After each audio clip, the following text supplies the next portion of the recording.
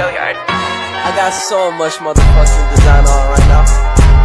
Break it down, bring it back, make it clap. I got 3 old thoughts, new block, where that thing. Bitches on my line, and you know. Assalamualaikum warahmatullahi wabarakatuh. Pada kesempatan kali ini, saya akan mempresentasikan proposal saya yang berjudul Rasio Keuangan dan Ukuran Perusahaan terhadap Pertumbuhan Laba, Studi pada Perusahaan Konstruksi dan Bangunan yang terdaftar di Bursa Efek Indonesia pada tahun 2018 sampai 2022. Nah, namun sebelum saya melanjutkan presentasi ini, izinkan saya memperkenalkan diri. Perkenalkan, nama saya Nadia Efrianti dengan NPM 2062201034 dari Prodi S1 Akuntansi.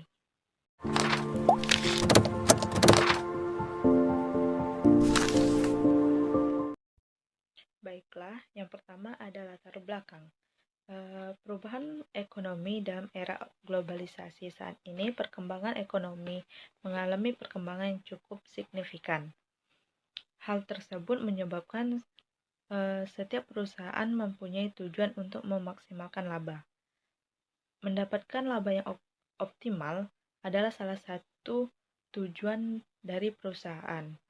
Menurut Surya dan kawan-kawan, pertumbuhan laba merupakan kenaikan atau penurunan laba per tahun. Pertumbuhan laba ke arah positif mengidentifikasikan laba yang diperoleh meningkat. Hal ini mencerminkan bahwa kinerja bank meningkat. Selanjutnya ada fenomena. Pada bulan November tahun 2022 terjadi fenomena di PT Semen Indonesia Persero. TBK SMGR mengakui penurunan kinerja kuartal 3 tahun ini disebabkan oleh faktor permintaan produk semen. Direktur Utama SMGR Doni Arsal menyebut, meski perekonomian Indonesia mengalami pertumbuhan, namun dua sektor pergerakan industri semen, yaitu sektor konstruksi dan real estate, masih lesu. Secara GDP, kita tumbuh sejak kuartal 2 tahun 2022 dan mencapai level 5,72% secara tahunan sampai kuartal 3 2022. Baiklah, di sini selanjutnya ada identifikasi masalah, di mana terdapat dua identifikasi masalah. Yang pertama yaitu kurangnya pengetahuan perusahaan dan investor mengenai rasio keuangan, dan yang kedua, besarnya modal yang diperlukan perusahaan konstruksi untuk biaya operasional usahanya. Baiklah, selanjutnya ada batasan masalah. Adapun batasan masalah penelitian ini, agar tidak membahas permasalahan yang lebih luas, maka batasan masalah yang dibahas adalah reference yang diukur dengan debt to equity ratio, profitabilitas diukur dengan return on asset, ukuran perusahaan diukur dengan total aset, dan tingkat inflasi diukur dengan indeks harga konsumen.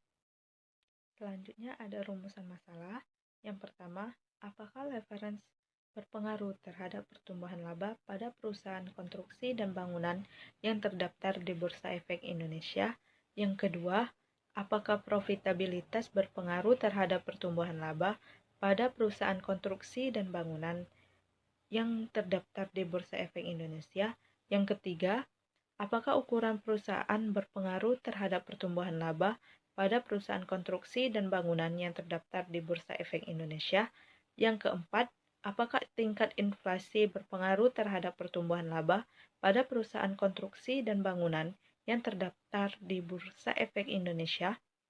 Dan yang terakhir, apakah current ratio berpengaruh terhadap pertumbuhan laba pada perusahaan konstruksi dan bangunan yang terdaftar di Bursa Efek Indonesia? Adapun tujuannya untuk mengetahui pengaruh reference, profitabilitas, ukuran perusahaan, tingkat inflasi, dan current ratio terhadap pertumbuhan laba pada perusahaan konstruksi bangunan yang terdaftar di Bursa Efek Indonesia. Selanjutnya adalah manfaat, di mana manfaat ini dibagi menjadi dua, yaitu manfaat teoritis dan manfaat praktis. Untuk manfaat teoritis, yaitu sebagai referensi dan pertimbangan literatur. Yang kedua, manfaat praktis, di mana bagi investor diharapkan penelitian ini dapat menjadi alat bantu analisis terhadap pertumbuhan laba di Bursa Efek Indonesia melalui variabel yang digunakan dalam penelitian ini sehingga para investor dapat memilih investasi yang dinilai tepat.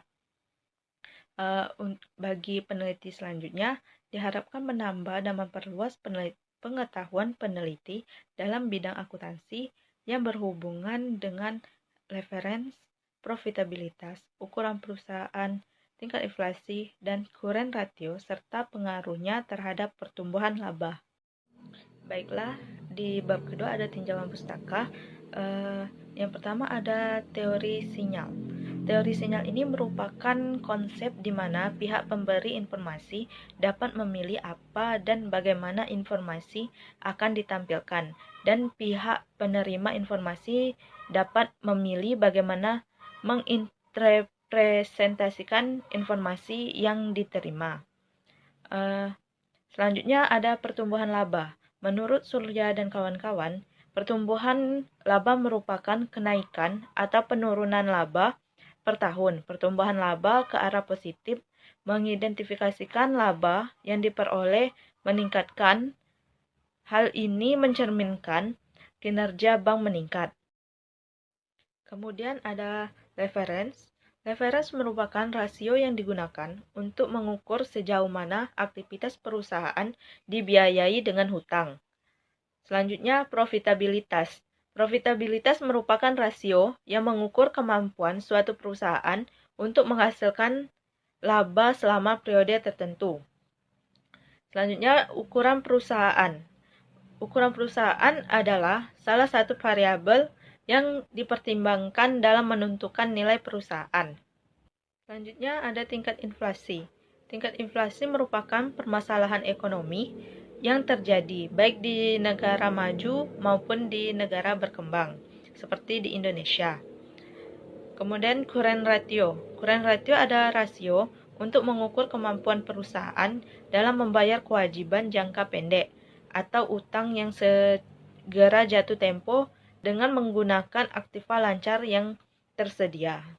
Kajian hasil dari penelitian ini ada dari Widya Resti Ari Putri dan Ahmad Ridwan 2021. Debt to equity ratio berpengaruh positif dan signifikan terhadap pertumbuhan laba. Menurut Nurul Amalia Kusoy dan Maswar Patu Priyadi 2020, profitabilitas berpengaruh positif terhadap pertumbuhan laba. Menurut Puspita Hendarwati Ahmad Safiruddin 2021, ukuran perusahaan tidak berpengaruh terhadap pertumbuhan laba. Dan yang terakhir, menurut Debbie Gita Damayanti dan Yulia Stuti Rahayu 2018, tingkat inflasi tidak berpengaruh signifikan terhadap pertumbuhan laba.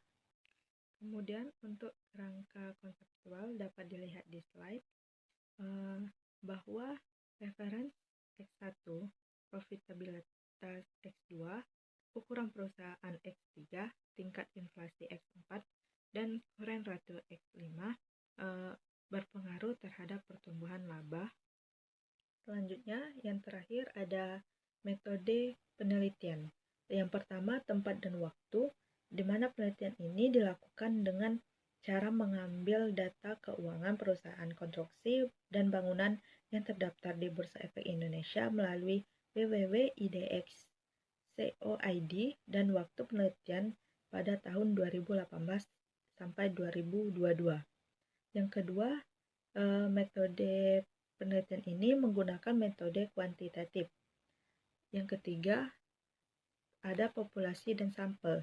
Populasi yang digunakan dalam penelitian ini adalah laporan keuangan tahunan perusahaan konstruksi dan bangunan yang terdaftar di Bursa Efek Indonesia periode 2018 sampai 2022.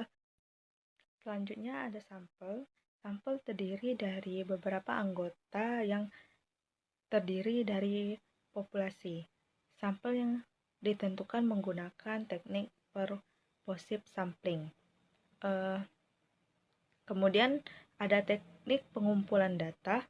Teknik pengumpulan data yang digunakan pada penelitian ini adalah metode dokumentasi, yaitu teknik pengumpulan data dengan cara mencari data dan menilai data-data historis, yaitu berupa data laporan keuangan tahunan, perusahaan konstruksi dan bangunan yang terdaftar di Bursa Efek Indonesia periode 2018 sampai 2022. Yang terakhir yaitu metode analisis data.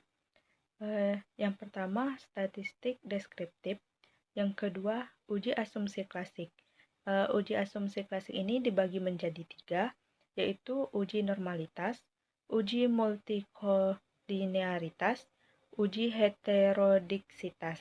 Yang ketiga, ada analisis regresi linear berganda.